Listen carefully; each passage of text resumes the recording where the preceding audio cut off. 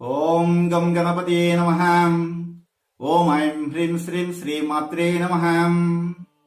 నేను మీ గుణబ్రహ్మ సరస్వతి. త్రిశక్తి భక్తి యూట్యూబ్ ఛానల్కి స్వాగతం.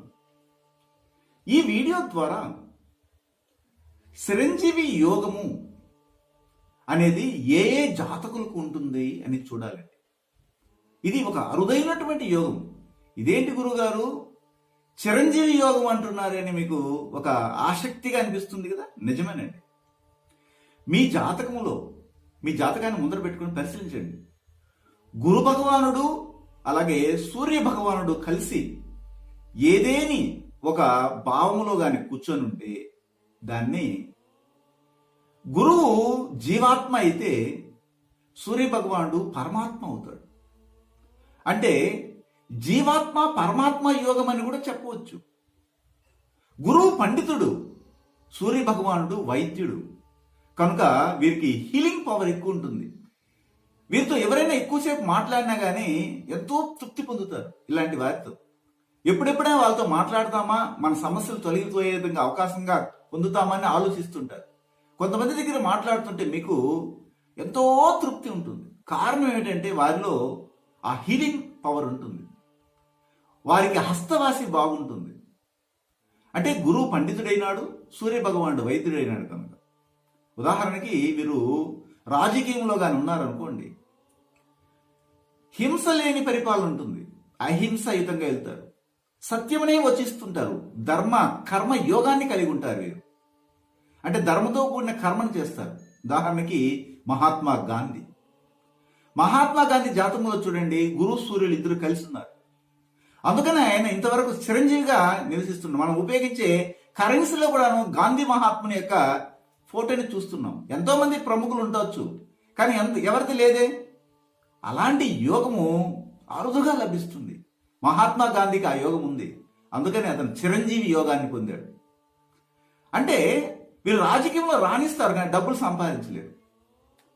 పేరు ప్రఖ్యాతులు వస్తాయి, అందరి చేత కొనియాడబడతారు. ప్రపంచమే వారి వైపు తిరిగి చూస్తుంది.